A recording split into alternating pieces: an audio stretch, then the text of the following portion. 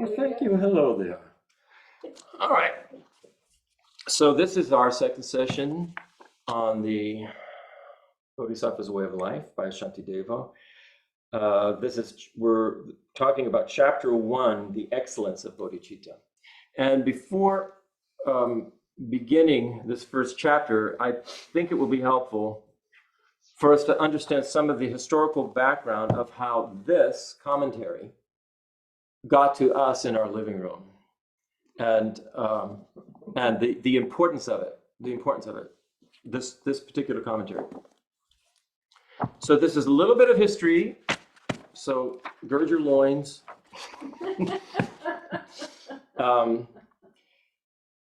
Okay, so we said in the last session that the Bodhicharyavatara, which is the way of the Bodhisattva, was translated in what they call the first diffusion of Buddhism into Tibet. And that was when the king of Tibet invited Shantarakshita, who was the abbot of Nalanda, where Shantideva was. And Shantideva was an older contemporary of Shantarakshita. So this was in the 8th century, the century that Shantideva had written the Way of the Bodhisattva. So the king invited Shantarakshita to come to Tibet. And this started the whole process of translating the Sanskrit texts into Tibetan. And this was in the 8th century. It's called the first diffusion, or the first dissemination. And in one of those texts was Shantideva's Way of the Bodhisattva, which is an indication of how popular it had become just within that century. You know, it was up there with all of the other classics. So following that, there was a succession of several Tibetan kings, and let's see what the dates here. Yeah, so in the 9th century, there was a king. I forget his name. It doesn't really matter, but his name was Ralpachan. The king Ralpachan was murdered by his brother Langdharma. Langdharma was a follower of the indigenous religious tradition in Tibet at the time, which was called Bon. And it was a very early form of Bon religion. And Langdharma basically either killed monks or cast them out, shut down all the monasteries. And this went on and completely stopped Buddhism in Tibet. And this went on for a while.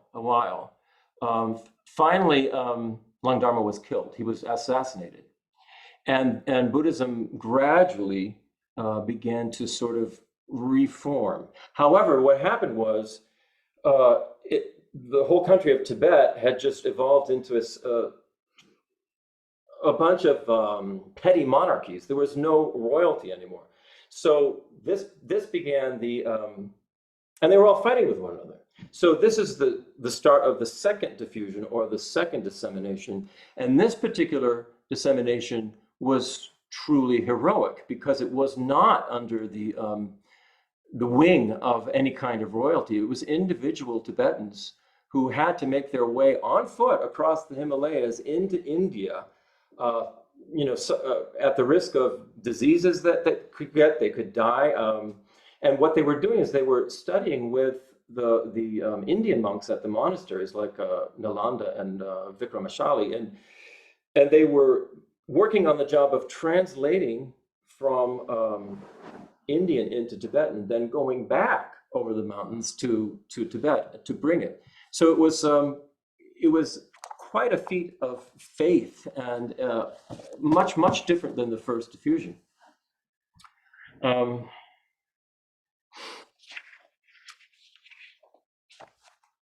So this was going on, and then they needed to have somebody come to Tibet who could sort of guide them. And there was a king in the eastern part of Tibet. His name was Yeshe It's just like an O with an umlaut over it, Yeshe And he was one of these, one of these small little monarchs, right? Monarchies. But he was a Buddhist. And I think they say that he had taken his vows, that he actually was a monk, so a king who was a Buddhist monk.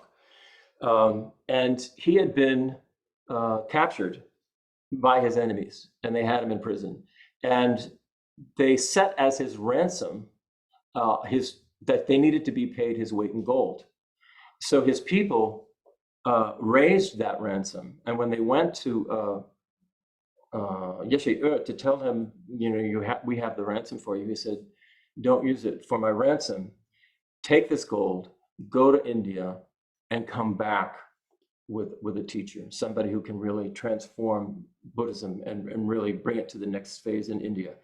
So that's what he did. And so it's because of his sacrifice, really, that they went to India and they got Atisha, who was at that time really renowned. He had studied in Indonesia, Sumatra. He had studied, so he had everything you needed. He had the Sutra path. He had the Vajrayana path. He had the whole Bodhisattva path, because that's what he got. That's what he got when he was in Indonesia.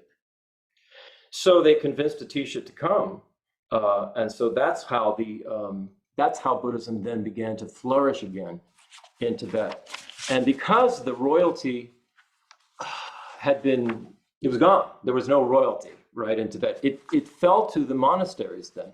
The centers of cultural learning and the centers of education and the centers of religion were all the monasteries. And so that's kind of what happened. That's how Tibet became this kind of place where we have something like, at the time before the Dalai Lama sort of had turned it over to, currently it's now being run by other heads of state. Mm-hmm. But for centuries, the Dalai Lama was the head of the whole country. Mm-hmm. And that's how this happened, because the royalty had been dispersed because of Lang Dharma. Mm-hmm. So Atisha started this process of diffusion, and then Atisha formed what is called the Kadampa tradition, or the Kadampa school. This was kind of a new school. There had been, and there were these other four schools that we know of. It's Nyingma, Sakya, Gelug, and Kagyu. And the Kadampa tradition was a very scholastic tradition. They emphasized ethics. They emphasized debate. This is where the whole debate system began to start. This was Atisha's influence. And the Kadampa tradition was so strong. I just want to say that the Gelug didn't exist at that time. The Gelug did not exist, right? They did not exist. That's true. I don't know when these other schools actually existed, but Kadampa was what happened. Yeah.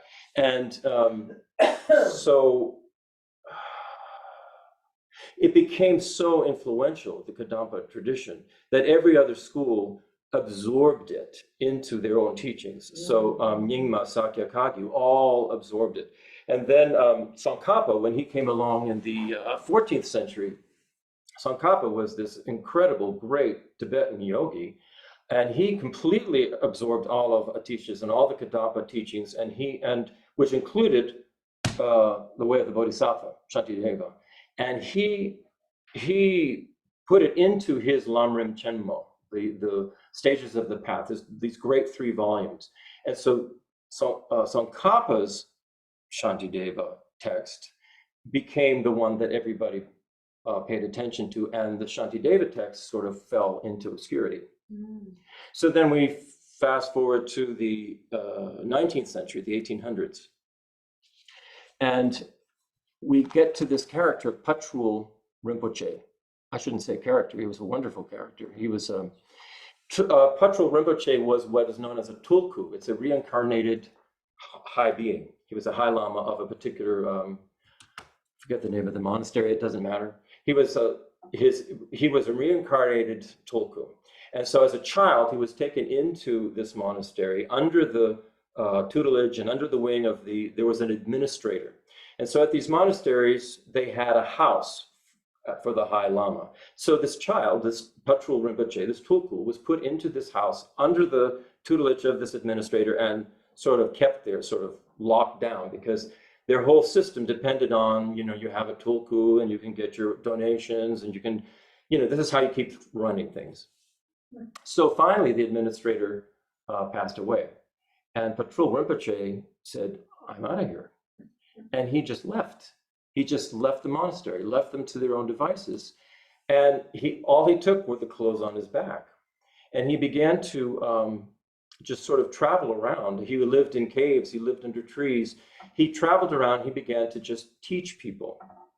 And what he taught them was Shantideva's The Way of the Bodhisattva, because he had memorized it. And one of the things that I think it was the Kadampa school introduced was, what I should say also is about the Kadampa school is it also sort of faded out of existence because it was absorbed into every other school, the 4 schools, particularly Gelug, which became the, sort of the dominant school. So Kadampa was just sort of a history of a tradition. It since sort of has resurfaced as a new Kadampa tradition, but that's another story. So Patrul Rinpoche had this text in his mind, and the Kadampas had come up with a way of memorizing text, which they called they call it a sakche. And that is a sort of a textual outline. And anybody who's read any Buddhist text will see, they start with, here's what it is, and then there's all these subheadings, and finally you get to the, the first thing that they're talking about, and then there are more and more and more. There's all this, that's a sapche, that's a textual outline that puts everything in context. And if you are able to, and these sapches are really reflect whoever it is who was reading the text and decided this is what's important and this is how this is the order we need to put it in and to study it in. So if you memorize these sapches, it's extremely helpful. There are very small things that I've memorized, and it's been incredibly helpful because these little things that say what this is, what this is, what this is, then you can open it up and you can really go into detail when you think about what this all means. So this is what Patrul Rinpoche did. He created his own sapche for the Way of the Bodhisattva. And he memorized that, and he went around not only teaching other monks, but he went around teaching tons of lay people. So this text then came back into public awareness in the 1800s. And Patrul Rinpoche had one of his disciples was, his name was Khenpo Kunzang Pelden.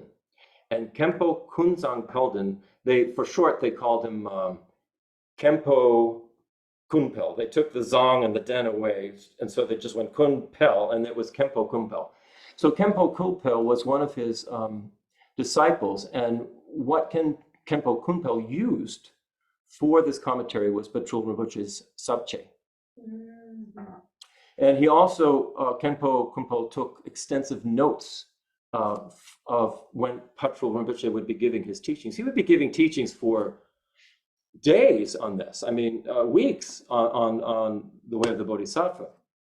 So this is why I say this is a very important commentary, because it's coming from a great teacher and then his student who took down what that teacher had said, which is important. It's important for us. We're working on Geshe Nimas, what he taught. Kavita's working on what Geshe Dragpa had taught. It's an important thing to do. And what I realized from just listening to Wulstan Fletcher, as opposed to transcribing Wulstan Fletcher and then going back over and reading it, I get so much more out of it. You can listen to somebody talk, and it's sort of like you take in a certain amount, but a lot of it just is sort of in one ear and out the other. But if you can then study what they said, if you can put it down on paper, study it, and then internalize it for yourself, there's a huge benefit in that. So I just wanted to talk about that, and this is why we're studying these, and Wulstan Fletcher is the translator for these. I basically just happened upon it, but guided. You know, happened upon it, but I find that it's really great. So now we get to the chapter 1, which is the excellence of bodhicitta. We talked about how it's divided into 3 sections. You know, precious bodhicitta, may it arise where it's not yet come to be. That's the first section. Where it has arisen, may it never decline. That's the second grouping of these teachings. And but may it grow forever more and more. That's the third group. So the first 3 chapters, which include the excellence of bodhicitta, chapter 1, are talking about may bodhicitta arise. So what Shantideva is trying to do here is to get us very enthused about bodhicitta, to want to have bodhicitta. So he says that it's important to remember that when this text was really, Shantideva was writing it for himself. He actually didn't write it. It was all in his head. You know, as we said last week, you know, he was staying at the Nalanda monastery, and all the other monks thought, who is this guy? He just eats and sleeps and, you know, poops. And so they thought, we need to get him out of here. He said he's a no good, you know, bum. But what he was doing was Shantideva was a yogi. He had already developed many great qualities, siddhis they call paranormal powers. So he was spending his time at Nalanda studying, learning, and then sort of formulating this, which has come to be the text, in his mind. So when he was asked to recite it, they were humiliating him, trying to push him out of the monastery. But he recited this amazing, amazing text. But what's important to remember is that he was writing it for himself. It was Shantideva sort of talking through all of this for himself. All of the examples it's himself talking to himself, right? And it's important to bear that in mind. So what we're getting is a yogi, his thoughts, his arguments to himself, you know, the conclusions he comes up with, which is really rare to have that kind of a text to work from and look at. This is a general question. Do you plan to read any of the Shantideva during these classes? I just was wondering if you were or weren't. Yeah. Just wondering. Shantideva also says if someone equal to himself in good fortune happens to see this text, he says, may it be helpful to them. You know, he's willing to share it. So he begins in chapter 1 saying, here I shall say nothing that has not been said before, and in the art of prosody, I have no skill. In the art of you know, poetic type of writing, I have no skill. Therefore, I have no thought that this might be of benefit to others. I wrote it only to habituate my mind. My faith will thus be strengthened for a little while, that I might grow accustomed to this virtuous way. But others who now chance upon my words may profit also, equal to myself in fortune. So what's interesting is how it kind of oscillates between, you know, humility on the one hand, but saying, you know, this idea, this information I have is really worthwhile, and if somebody happens to see this, may it help them. So the commentator says that this is an interesting way to go when you're studying the Dharma. He says if you're Kenpo Kunpel says when you're trying to generate excellent qualities, the generation of excellent qualities is impeded in the mind by 2 extremes. Either we become arrogant, or we become self-denigrating. I can't do it. I'm not good enough. So we either think, oh, wow, I have this great information. Look at me. Or I'm no good. This is impossible. I can't do it. And so Shantideva is showing how to balance this. This is the type of humility we need to have. Basically, it's all about the teaching, not about me, not about the self, not about the student. It's about the teaching. So you're saying, this teaching is amazing. I'm so fortunate to have it, you know. how fortunate we all are. You know, this is the way to look at something like this, is according to, I still have trouble with his name, Khenpo Kunpel. Then Shantideva goes on to talk about what we've talked about in Lam Rim, the difficulty of getting a human life and how important, how precious a human life is. And he gives examples that we talked about before. You know, the turtle in the sea. This comes from Shantideva. You know, the turtle in the sea coming up every 100 years from the bottom of the sea, finding this Blind turtle. a blind turtle. Thank you. Coming up, and his head pokes through this sort of life raft, right? And golden life raft, golden ring. Like, I don't know. A yoke. Thank you. A yoke. I was picturing something else. A yoke. Yeah, a life preserver. There you go. Not a toilet seat. A life preserver. Yeah. And so, what are the chances of that? You know, that every 100 years a blind tortoise could come up to the top and then come right through this golden yoke, which is the Dharma itself. Right. And Shantideva is saying that's what it's like to have a human rebirth. I think there are, you know, there's a lot of other examples. Yeah. So it's important for us to reflect on the, you know, we don't do that. We don't reflect on the difficulty of this. We just take it for granted that we're human beings, that we were born human beings. But just look around, there are so many other things, other life forms out there. We could have been born that, but we're not. So we should go, wow, what a fortunate situation we are in right now. Don't waste it. Make the most of it. Don't think that, you know, oh, I'll put Dharma off until later. Do it now, because we never know how long this is going to last. So Wulstan Fletcher says, you know, if you just think about the world in general, which is so full of chaos, violence, exploitation, deception, poverty, you name it, sickness, here we are almost miraculously sitting here discussing this. If you think about just the world, other human beings in the world, think of the things they're going through. It's beyond belief, some of the suffering that happens on this planet. Forget about any other realms, just this planet. And the fact that we are able to sit here and be talking about something like this, a path to enlightenment for the benefit of all sentient beings, is something that's really amazing. And on the one hand, we should be thrilled with this, and on the other hand, be very humbled. Because, as Beth said, we don't want to waste it. And a good part of our time, we are wasting it. We have been wasting it. You know, we need to think about that. So the fact that we're here, right? That we are here, that we're talking about this, indicates the level of sonam that we already have generated, the level of what they call merit or positive energy that we already have generated.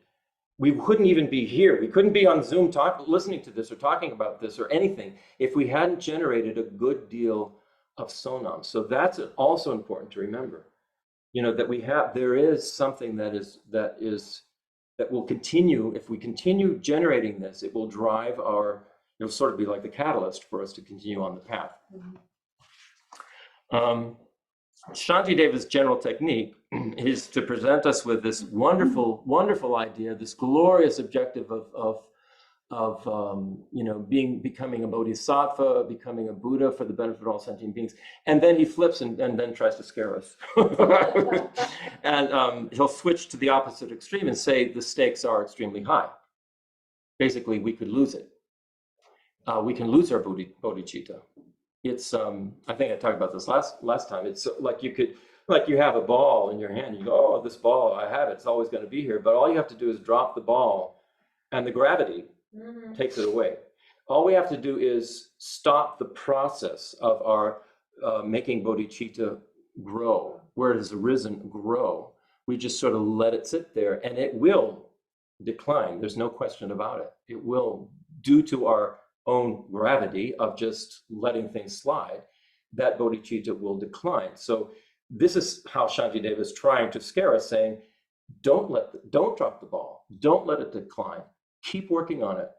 Keep studying it. Keep practicing, And the more we do that, the more this sonam energy, this positive energy, will begin to really grow. It will start to peel away the layers of the onion that are covering our Buddha nature, and we'll get closer and closer and closer to our Buddha nature.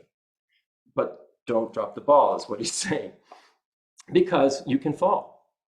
Even in this lifetime, you probably, all of us probably have seen no examples of people who had perfectly fine lives, and then all of a sudden something happens, some event, something happens. We all know somebody like this, and their life takes a nosedive, and it's like they can't get back up, because they've taken this nosedive. We don't want to let this happen, and the way to prevent it is to keep that bodhicitta, keep working on it, keep working on the Dharma, keep it growing. So for Shantideva, this is an intensely personal approach. He's recited something he composed for himself. He's not trying to impose it on anybody else.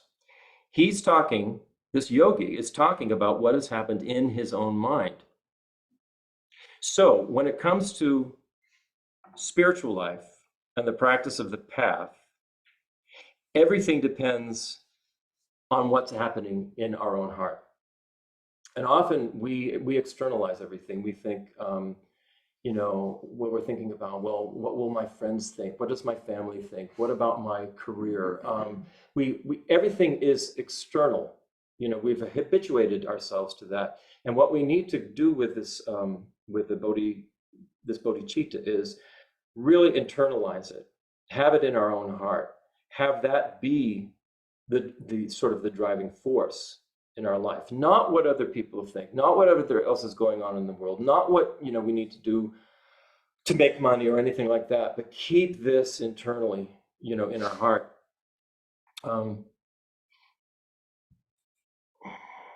And what Wulstan Fletcher says is, when it comes to taking refuge in the three jewels or to generating the thought of bodhicitta, it can only happen in the secret of our own hearts. Nobody else actually really knows. Not our family, not our coworkers. Nobody actually knows what's in the secret of our hearts. So this is where we have to be extremely honest with ourselves.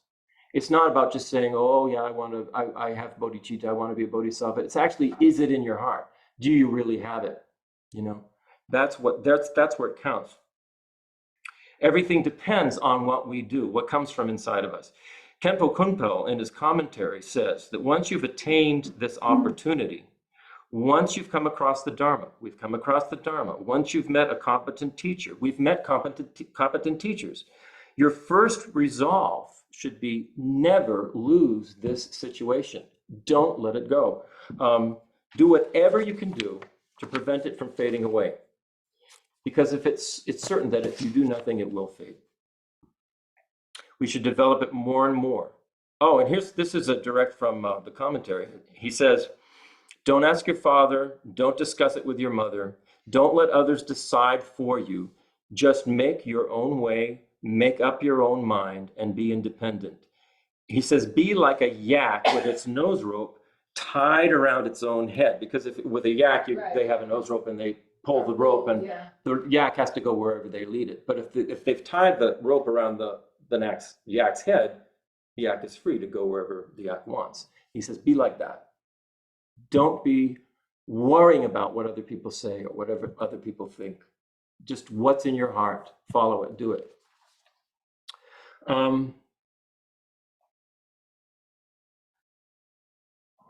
Then he says, leave your enemies. If you've got enemies, just forget about them. Leave them. Leave them to their own devices. Don't even bother trying to fight back. Let go, basically. Let go of that attachment to having an enemy. Just don't bother about your reputation. Don't bother about revenge. Just go. And in this case, what he's talking about is the kind of practitioner that I told you, Puptul Rinpoche. He just, as a tulku, once the administrator died, It's bye-bye. He let go. He left it. And he didn't worry about what other people thought or his reputation. And look at what he accomplished. And when we're sitting here today, because of Patrul Rinpoche, his decision to just follow his heart like that, it can make a huge difference. I mean, Wulstan says, of course, we don't live like this. We live in a very different kind of society than Patrul Rinpoche lived in. I mean, we really can't. I mean, the closest I can think of was, do you remember Yule Gibbons? That's the closest I can think of anybody in our society who actually would sort of like go out into the woods and collect things and eat them. And I mean, nobody from a younger generation wouldn't even know who Yule Gibbons was. But that's the closest thing. We don't have stuff like that going on in our society. So what it requires is a certain amount of skill on our part to be able to find the space in our mind for introspection, the space in our mind for solitude, a time for that. This is why meditation early in the morning can really work well for people, or late at night if you're not too tired, you know.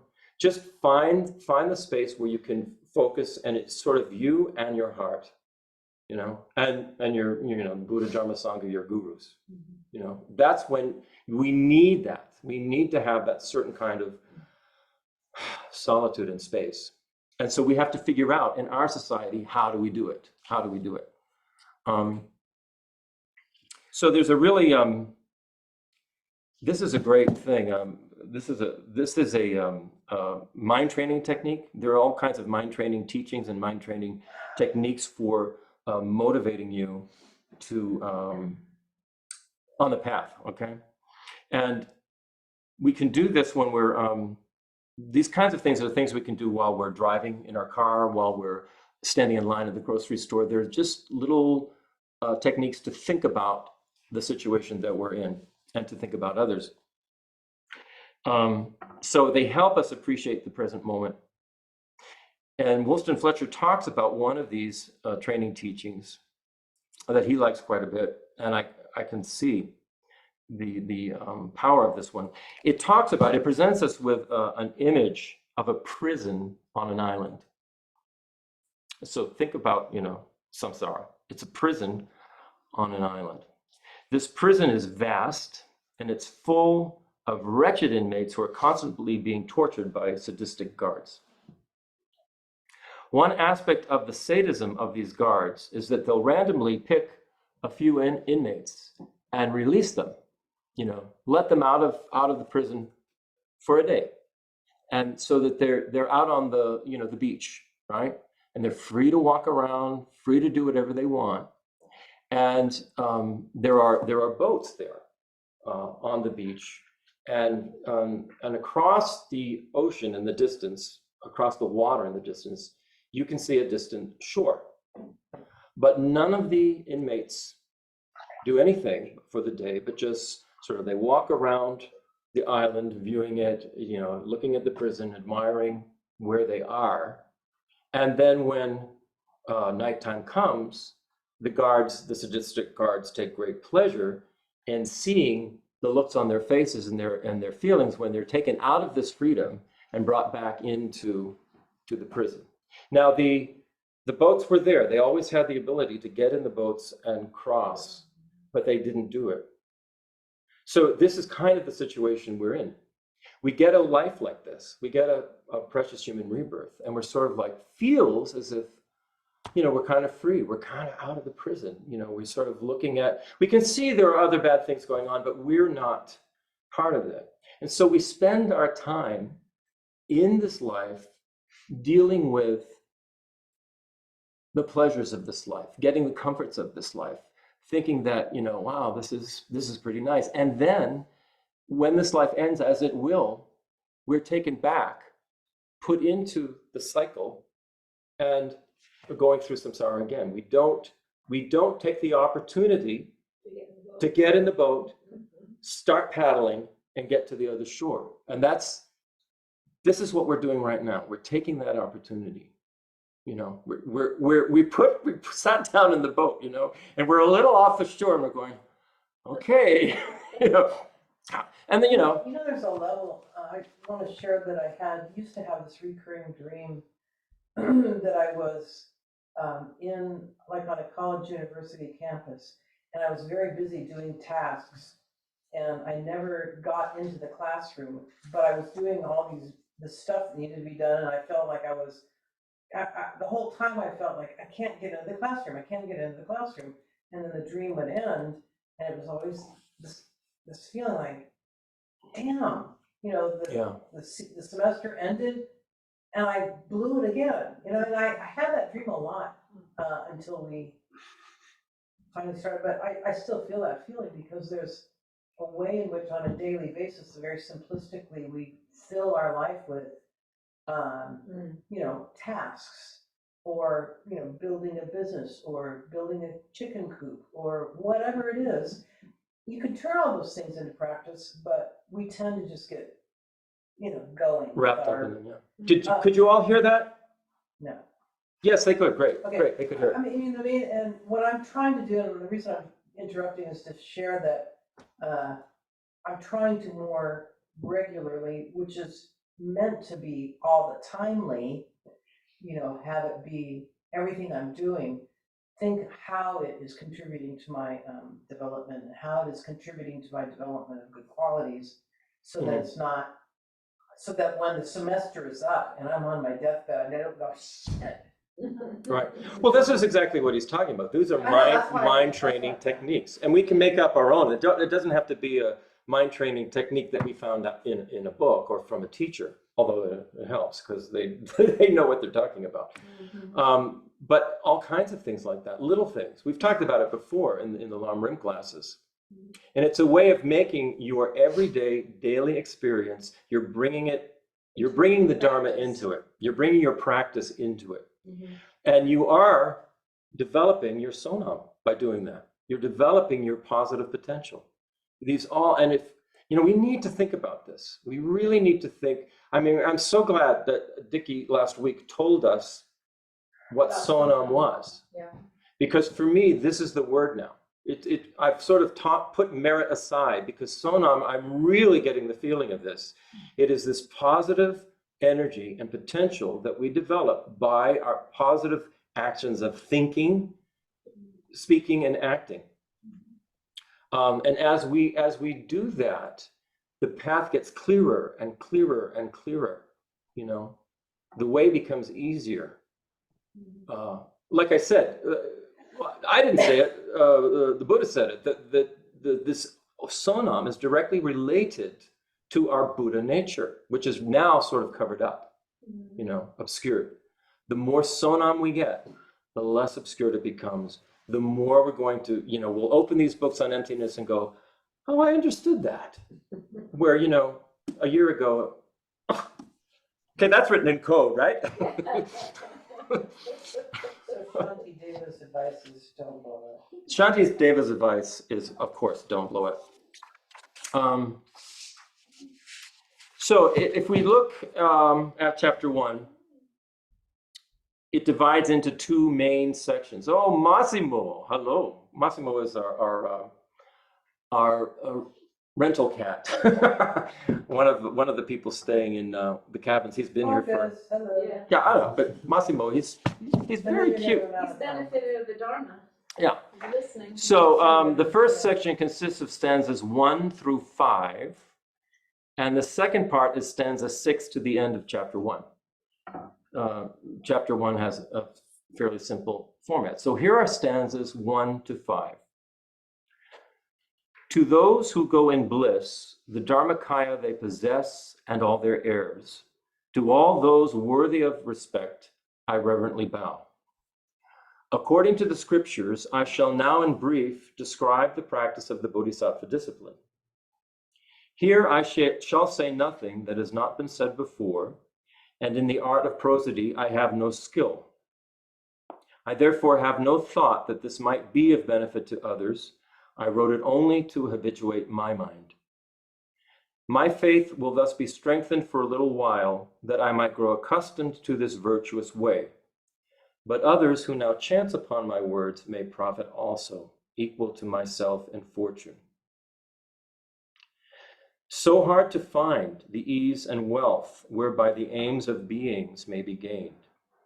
If now I fail to turn it to my profit, how could such a chance be mine again? Just as on a dark night, black with clouds, the sudden lightning glares and all is clearly shown, likewise rarely through the Buddha's power, virtuous thoughts rise, brief and transient in the world. So that's the virtuous thoughts he's talking about here in this context are the thoughts of bodhicitta. Like I said before, if we have it in our mind and we don't continue to do the things that will make it grow, it will decline. Mm-hmm. So while it's there, let's try to understand it. Let's try to prolong it. Let's try to deepen our understanding of it. Wulstan says, notice that Shantideva is talking about himself. He's talking about his own advantage. This is an important part of the path. And this I thought of you a lot when I was looking at this, because last week, Brian, you were talking about, it's not about me, it's about others, right? And that's true. That's true. And then Kavita's saying, but it is about me. And I'm going, well, that's true too. So here it is, okay? We're being answered, okay? Shantideva is talking about himself here. He's talking about his own advantage. This is a very important part of the path. We often hear Buddhism is the path of no self, but in fact, the ego is a very important component of it. Why? Because it's the ego is the whole nexus of self-interest, which will act as a kind of catalyst to the path. Shantideva goes on and on about not falling into the lower realms, trying to protect yourself, trying to aim for higher things, trying to aim for happiness, aim for the glorious result of Buddhahood. In other words, you're doing something for you. You're doing something for you. If you look at the teaching of the Four Noble Truths, which is the first and the most basic teaching the Buddha gave, he said, to paraphrase, he said, you have a problem. And that problem is you are suffering. This is what we respond to. And he said, if you want, I have a way that will help you get out of that problem. So what is the antidote for ego? The antidote for ego would be bodhicitta. It would be these mind practices that help us to see all other beings as being connected to us. So Shantideva says your ego drives you. It gets us right to get rid of your ego. Basically, yeah. To actually,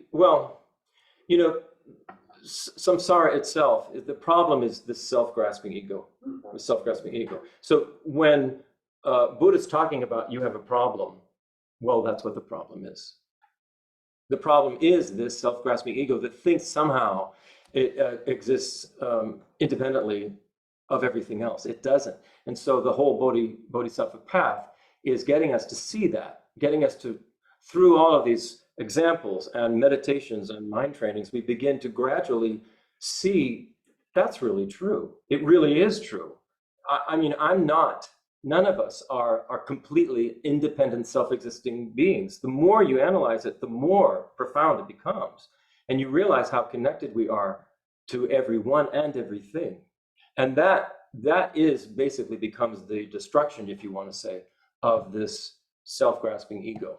So I just want to push this general concept a little bit further, because in some ways, if I understand this, what you're saying, what Shantideva is saying is, you have an ego. Buddha says the ego is an issue.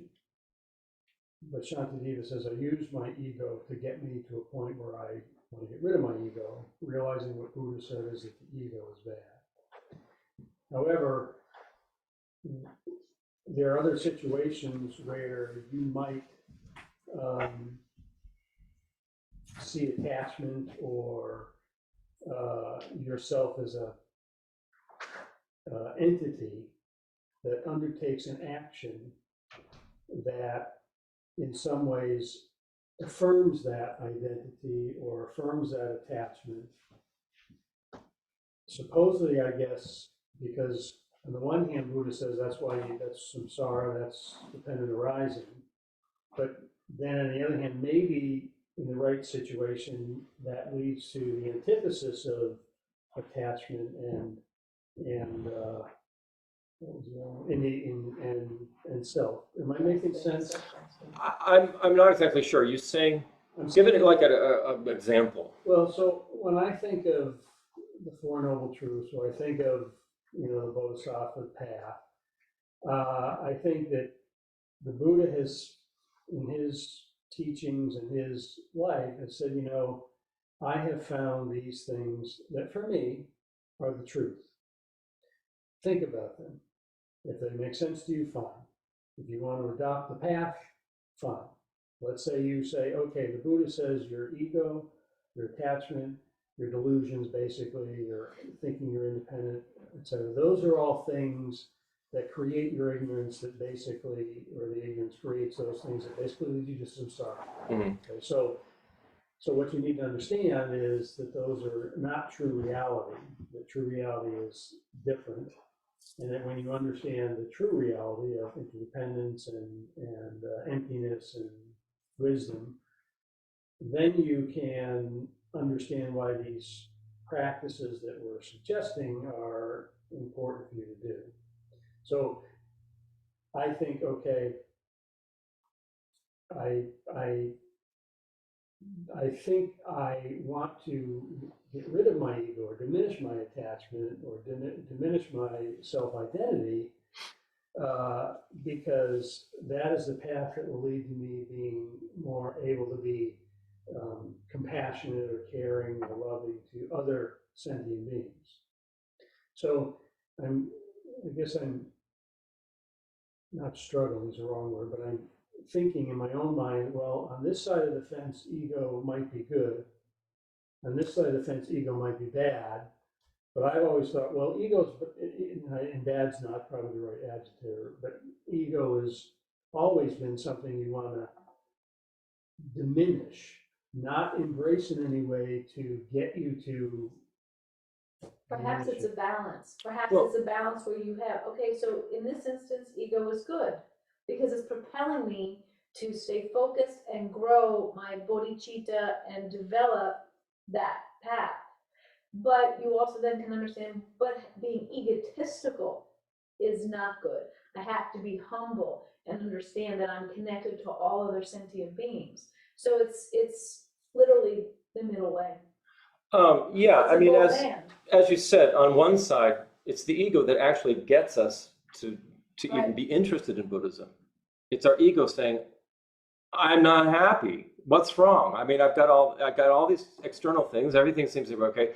There's something missing. That's the ego going, I need more. I want more. Something's missing. That ego gets us to actually take a look at Buddhism. But from there on in, it begins to sort of, the ego and the Buddhist path are coexisting for a while, and as the more the mind, the more our consciousness learns about this path, the more, and this could take a long time, the more and more the ego begins to diminish. The more we begin to focus out on the happiness of the whole thing, the more our ego pulls back saying, I need this for me, I need this for me. Again, I don't mean to interrupt, but I think it's a little bit of a chicken and egg question. All of life is that. I want to just Yeah. interject this because it's a very succinct way of summarizing this dilemma. His Holiness the Dalai Lama often will say in this conversation, we need to learn how to be wisely selfish. So he's Yeah, saying he says that. practicing the path is how you're wisely selfish. Be wise about it. That's how he puts it. Right. It's in Be short. selfish in a way that's not going to end up in your But suffering. now, Buddha taught, they say, I heard this again, I've heard this several times recently, so I'm going to assume it's valid, that Buddha taught 84,000 teachings in order for us to realize the nature of how things truly exist. The reason for all of the teachings is to have a realization of the reality of things. And if if the main delusion we have, the flip side of this realization of the reality of things is we think that there are these concretely existing individuated things, including our most favorite one, me. So all of Buddha's teachings, then you can highly personalize, saying, well, then all of Buddha's teachings is for me to realize that I'm misunderstanding me. And I asked, I forget who, I said, so basically we're using, this is kind of your same question in a way, but my way of thinking is, so we're using the same deluded mind to lead us out of our delusion. And I think it was Geshe Prabhupada, yeah. You're Well, using, it's because you have a deluded mind. Right, we You have to no use it, choice, so you have right. no choice. That's right. Exactly. And eventually, Exactly. eventually, the delusions It will go diminish. away. Eventually, The ego will over go time, away. they diminish. Sort of Yeah. like, you know. And they're replaced with correct, Good qualities. good, virtuous So let me see thinking. if I can say this in a different way. Okay. So from a analytical standpoint, okay. That's all we have, by the way. Yeah, It's all analytical. yeah. But, so you have a set of facts before you. And you look at those facts and you look for evidence that might support or refute those facts. And if there's enough evidence to support those facts, or that fact, you accept that fact as correct. And you incorporate that fact into your belief system or into your way of living, or whatever you want to call it. So Buddhism comes along and says, here's a series of facts, according to the teachings of the Buddha. Look at those facts, test those facts, determine if those facts for you are correct. Mhm. Okay. That to me is different than, oh, I'm unhappy, or I have an ego and my ego is bringing me to look at Buddhism. Rather it's, okay, I can live this way, I can live this way, I can live this way, I can live this way. And I analyze the way of living, and I analyze the philosophies and the teachings and whatnot.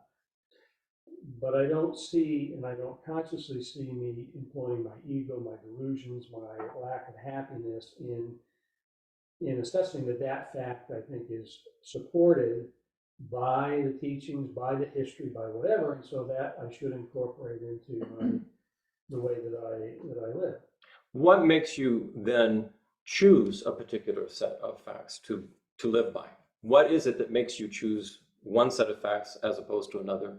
Well, I think in my process, it would be, I look for other information that either supports or refutes that fact. So in other words, you're saying what makes you choose a particular set of facts is it seems to be the most factual of all the things that are out in front of you that you can choose from. Well, in some ways, it's the most factual, and then of course you continue to test it as you Sure, move through of course, your life, yeah. because facts can change, things. But the question is, why do you want to do that? Why do you want to find the most factual thing? Personally, why do you want to find that? Well, I think personally, I guess, to me, I don't think about it from a personal standpoint. I think about it from a broader standpoint. Which is wonderful. And what are the facts, the ways of life, the philosophies that allow one to I guess in some ways, be a benefit to others and to me. So maybe But what's driving you to do that? Exactly, that's the question. I don't think Why? I'm just saying, I don't think it's ego. I don't think it's my ego. But part of you is there's, from what you're saying, part of you is assessing that it would be better. I'm looking for the kind of thing, the kind of set of facts, a way of living that is best for the whole, that is best Right. for everyone. That's what it seems you're looking for. Mm-hmm. Well, that is a sort of desire. That's you want what is best for everyone. In that sense, that's a desire. Yeah. In that Yeah. sense, Yeah. what is best for everyone is something you want. You want everyone to be happy. Mm-hmm. You don't want You don't want everyone to be suffering and unhappy.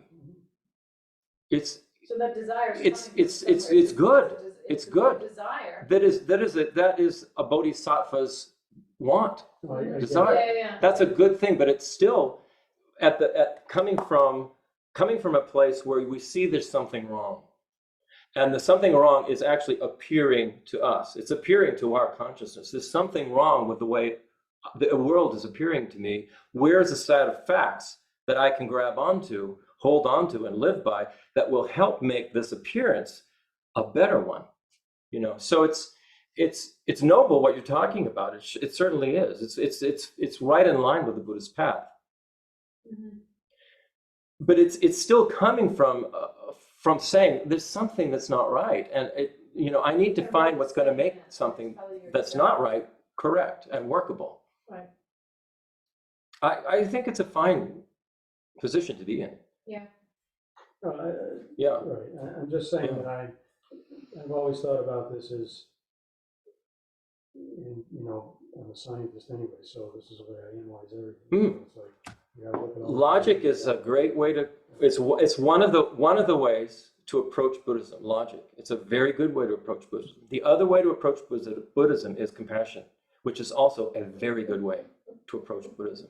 And eventually, what happens is the logic and compassion We'll meet in the come middle together. then. Oh, We'll yes, meet in your the grandpa middle. always said your compassion can't be reliable if you don't use logic. You You need have to both have of them. both. You have to have both of them. Yeah. Your In other words. compassion will flee. All right. So, logic.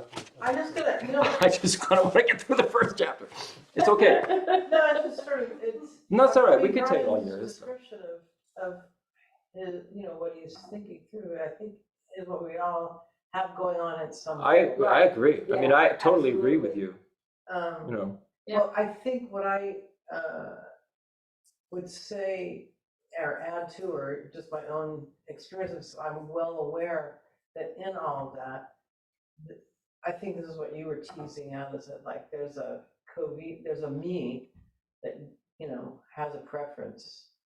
There's Yes. a me that has an agenda of some kind, Yeah. which is, and the way I phrase it for myself is, how do I always think of that metaphor, if I want to be part of the solution, not part of this pervasive problem we call samsara. Mhm. How do I eliminate my addition to samsara?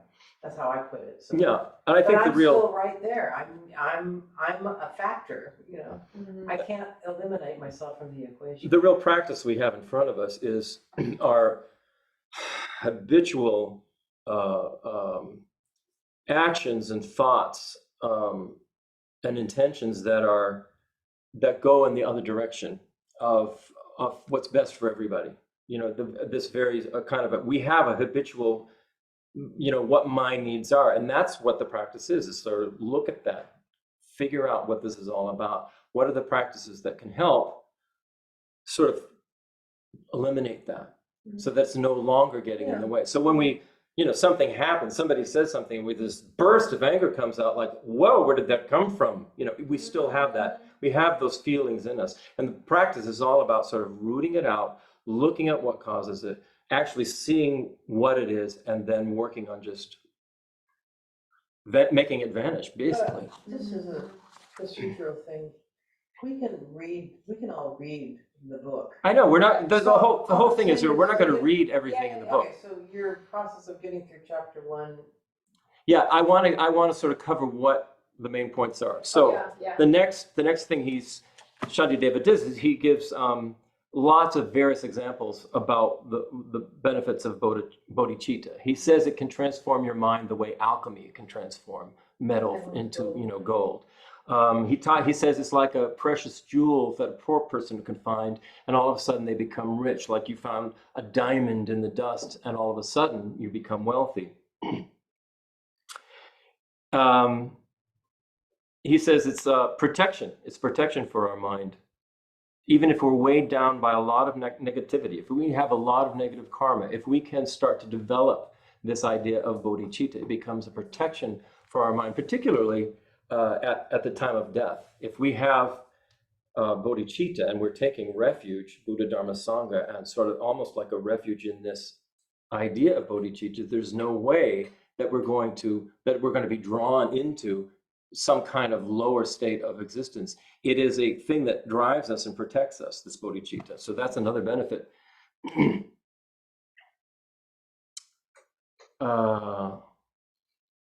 Yeah, here's a point that's good. If you look at the commentaries, bodhicitta can be understood as the desire to attain enlightenment for the sake of others, which is, I mean, similar to what you're saying, Brian. At the moment, we might have a feeling of compassion, of sorrow when we see the suffering of others. But one of the worst things about that is realizing we can't do anything to help them. I mean, you know, if you've ever seen, and I'm sure many of us have, someone close to us who's been wasting away from cancer. I mean, there's nothing we can do at a certain point. Or you know, say a parent who has lost their child. What can you do? I mean, you know, there's this compassion we have. We feel bad. We see the suffering, but what is it can we do? And ultimately, within the context of many, many, many countless lifetimes within Buddhism, what we can actually do is follow this path and then share this path with others. You know, so it's like one mind at a time, sort of waking up to the actual nature of reality, not this self-grasping mess that we've got ourselves into. So one of the images, this is another one of these images that the teachings give, is of a woman who has no arms, and she sees her child being carried away by a river. And all she can do is run up and down the banks of the river, screaming and weeping and going crazy while she watches her child be carried away. And he says that's the kind of the image that they present, is that without this combination of compassion and wisdom, if we only have compassion, we're like the mother without her arms. We're screaming, crying, it's awful, I don't know what to do, and yet we're watching, you know, our loved one being carried away. When we take the teachings of the Buddha and we combine these teachings with the compassion, then we can do something. It's like a woman growing arms. We can, there are things we can do, but we have to take a very, very long view of this, a very long view of the path we're on. It's a process. So the path becomes the thing that we're focusing on, you know, understanding there's a goal out there, eons and eons away perhaps, of when we may actually become an enlightened being. Fine, that's wonderful. But in the meantime, we have a process to go through, and that's the thing to focus on. Right. That's the thing that, you know, over time we'll see, we'll be able to help others in ways we didn't realize we could help them before. Well, and then by knowing this is the life we've got to do it, because this is all we've got that we're aware of, we're hoping for another precious human rebirth. But so you we've got never to do as know. much as we can do right now to hopefully get that precious rebirth, so then we can Right. get back on the path and continue. Right. So it's a weird combination of, you know, what you want for yourself and how it relates to what you want for everyone else. You know, it's kind of, it's an interesting question, Brian, that you bring up, because it doesn't ever really go away. You know, our self is connected to other selves. You know, it's not like Buddhism never says we're just one big homogeneous organism. It doesn't say that. It doesn't. It says we're these individual mind streams that are completely interdependent, completely dependent on one another, completely interconnected. And this is the thing that we're dealing with.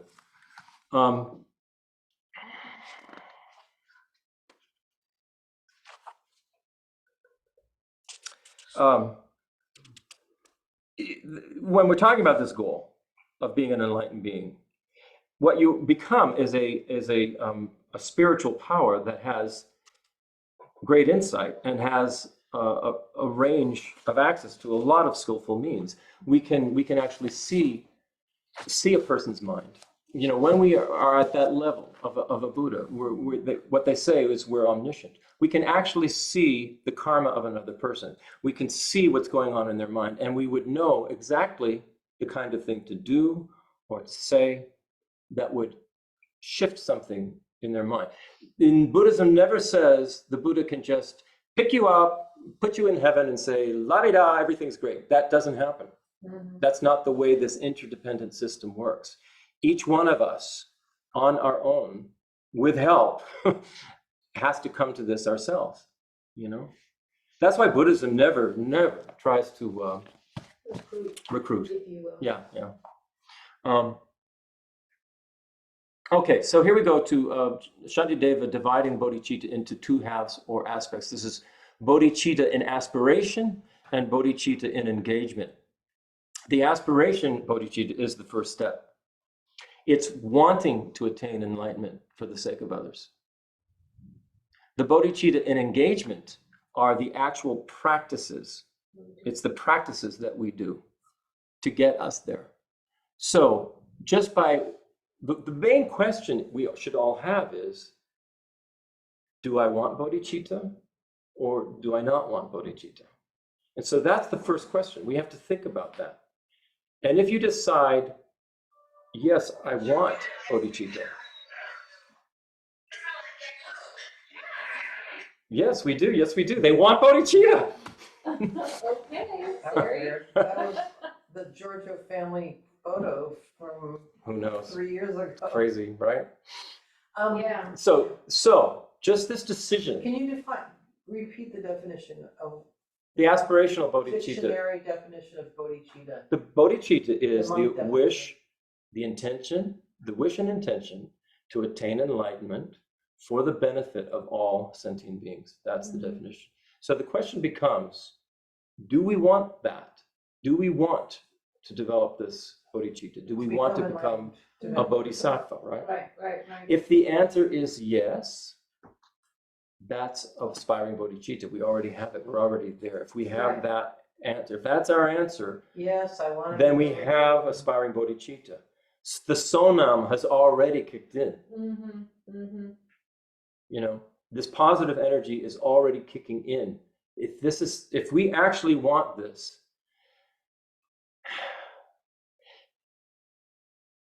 that is aspiring bodhicitta. It's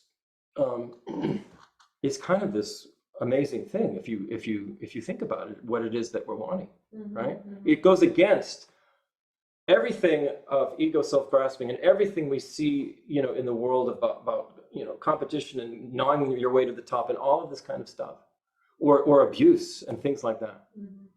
It goes against all of that. It's saying this is what we want. We want to be able to help others so that everything can become to an enlightened state. That's aspiring bodhicitta.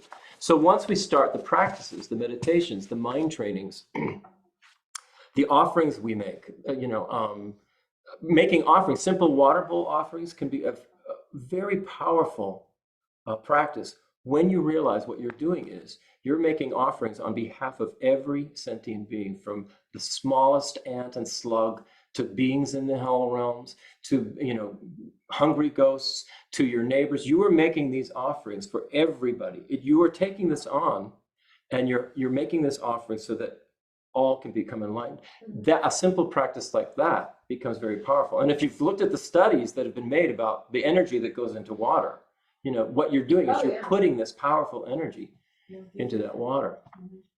So just that, these are all practices, and they can be simple. It doesn't have to be some very difficult tantric vajrayana practice with all these things to memorize. It doesn't have to be there at this point. With aspiring bodhicitta, we just have to start, put one foot in front of the other, with some of these mind trainings, and they will take us a long way.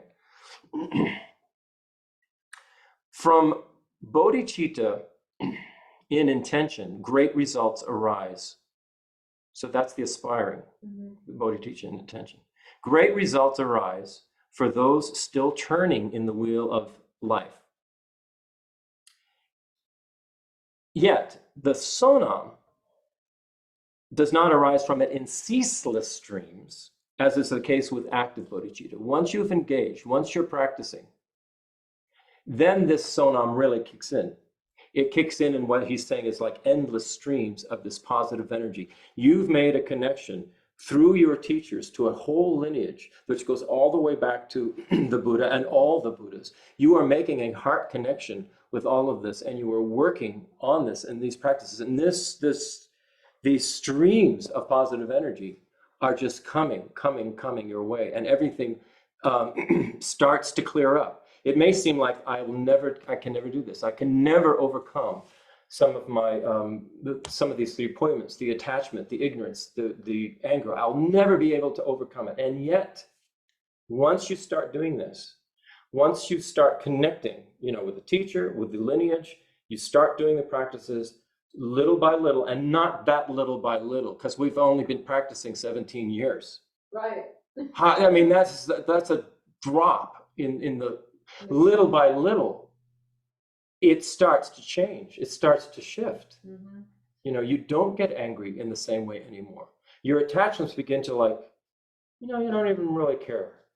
That's fine. If it helps somebody, fine. If it doesn't, I don't need it. It's Right. like that. It starts to shift in ways that you wouldn't have thought possible. But we need to take that first step to say, I think I want to do this. So, but that's the bodhicitta intention, the value of it, the engaged bodhicitta. Mm-hmm. I'm sorry, the active bodhicitta. That's the value, that you have this endless, ceaseless stream of this sonam, positive energy coming. All right, here's one of these important mind training teachings that many Westerners have had trouble with. It's called the meditation on one's mother. The idea is that you reflect about whoever is most dear to you in your own individual experience. It might well be your mother. Mm-hmm. It might be somebody else.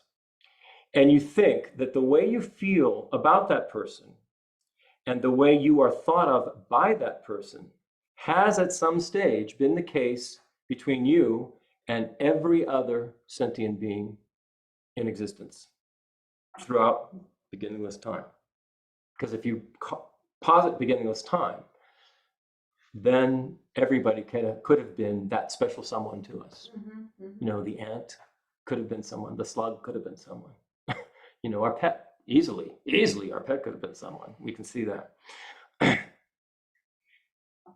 You have an appreciation for the good those beings have done to you, all those beings who have been so close to you, and you close to them. And you have the feeling that you want to repay it. So if you think of your old mother, for instance, and I've done this with Patricia, and it's my mother, and it's be quite moving. Not everybody has had a good mother, but many people do. This person has looked after you. They've done things for you that nobody else would have. Your mother accepted you into her body, brought you to birth, looked after you, and protected you. And you think, wouldn't it be terrible to abandon such a person in their old age? When they're sick, they have no health and they have no one to take care of them, no protection. Wouldn't it be terrible to do that? And people who feel that they even haven't had a good relationship with their mother do this. Mm-hmm. They feel there's a natural feeling like that. Well, then you start to generate love, right? You start to generate a love for this person, this own special person that you start to generate a real sense of love and appreciation, a desire that they may be happy. Like when I've done this with Patricia, I picture her old and with dementia, and she's heading towards a cliff, and I want to save her, I want to protect her, and I want her to be happy, right? And so what happens is when you generate this kind of compassion that with somebody you can get it almost to a high emotional pitch, almost where you would be crying. You're so emotionally moved by this, okay? This is the practice. Find somebody like this and do this practice with them, okay? And when you get to that emotional pitch, what you then do is you spread it out to all beings. You spread that feeling out to every being that exists, right? Even, and you think, once upon a time, I was the center of their love, and they looked after me with the greatest tenderness.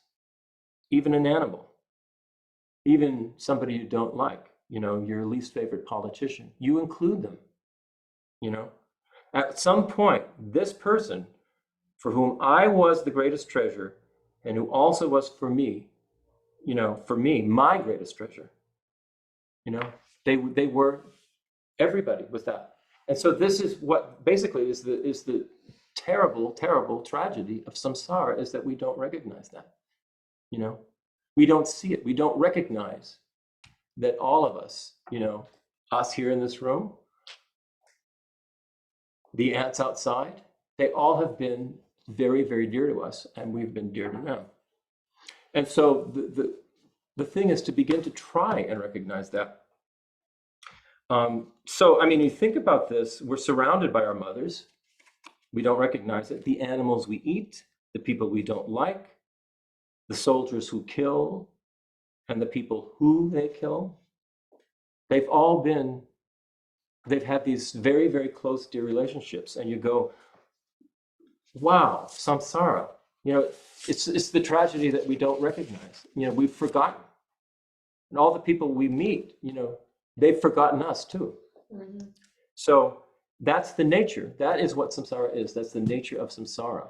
And so that's the value of this particular practice of thinking of all sentient beings as being your mother, is that it over time, and I know this is in my case over time, you start to feel very connected.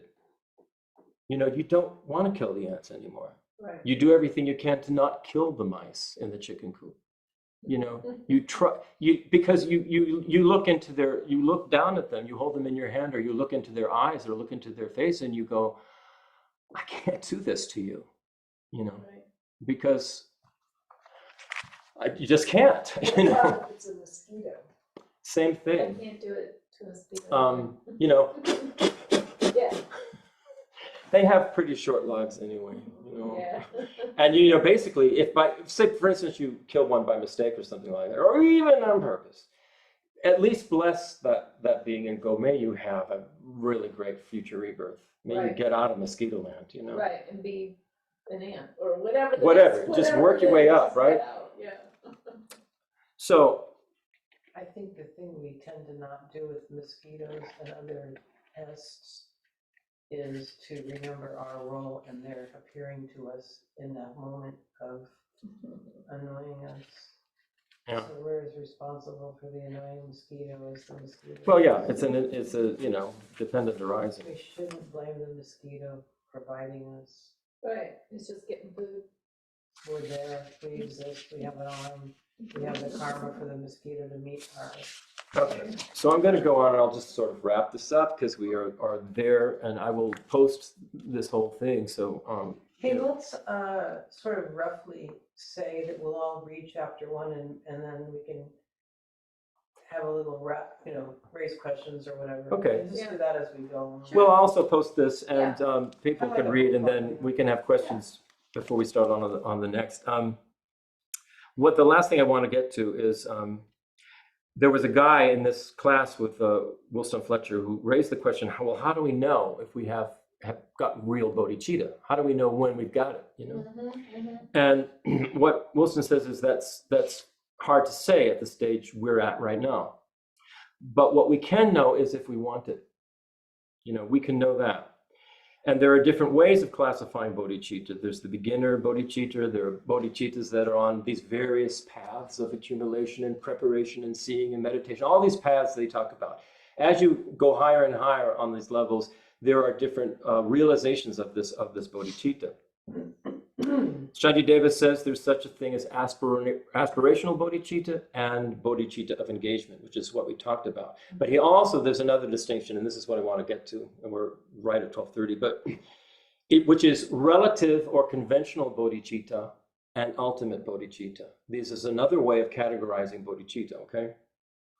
Relative bodhicitta is all of the practices of the path that lead to enlightenment for the sake of others. That's relative bodhicitta. That's conventional bodhicitta. The things that we do, the practices we do to reach enlightenment for the sake of others. Ultimate bodhicitta, as in everything else that is ultimate, has to do with emptiness. It is emptiness. It is the ultimate nature of phenomena. Ultimate bodhicitta can be understood actually as our Buddha nature, our own Buddha nature. I'm just testing the system. I Sorry, see. I didn't know it was going to do that. Okay. So ultimate bodhicitta is actually our Buddha nature, that thing that we are slowly uncovering through this process of generating positive potential. That's the ultimate bodhicitta. That Buddha nature remains completely and always and forever perfect.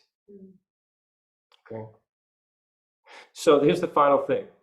When we talk about the realization of enlightenment, it's not something that comes into us from outside. It's not like so bestowed on us. Oh, I've become enlightened like that. It's something that actually flowers from inside. It flowers out of our own Buddha nature.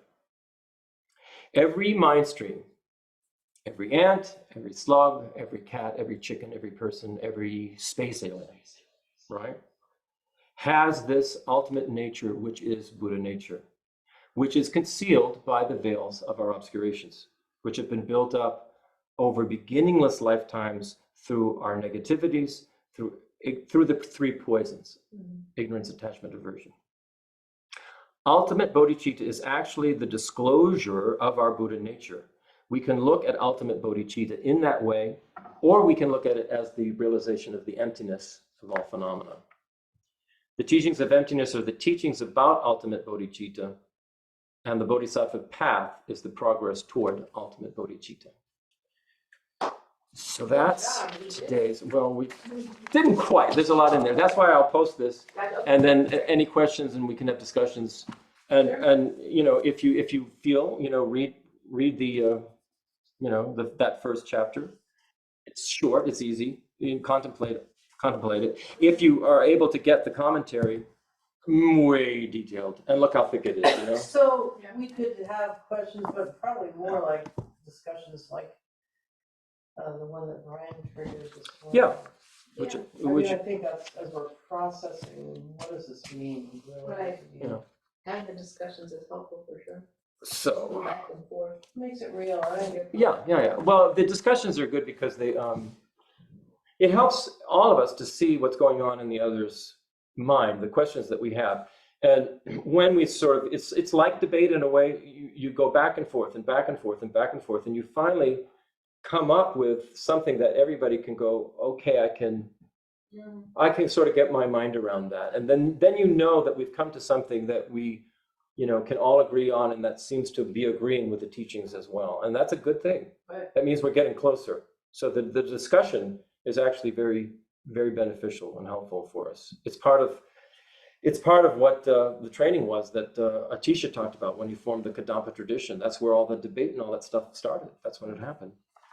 So let's dedicate the merit of this, because this is Bank it, man. banking our sonam. Yeah, lose it. We want that to keep growing. Okay. So let's do. Why did I get one that doesn't have them all? Well, let's do the Jamchup Semchok, those ones, and then the final dedication. We'll do the final dedication in English, but then so starting at Jamchup Semchok. Jamchup Semchok Rinpoche Ma Kye Panam Kye Gyuchi Kye Panyam Pa Me Payam Gom Ne Gom Du Perwar Sho. That was the one that was about bodhicitta. The next one that says Tongye, that's about may emptiness, where it hasn't arisen, arise and grow.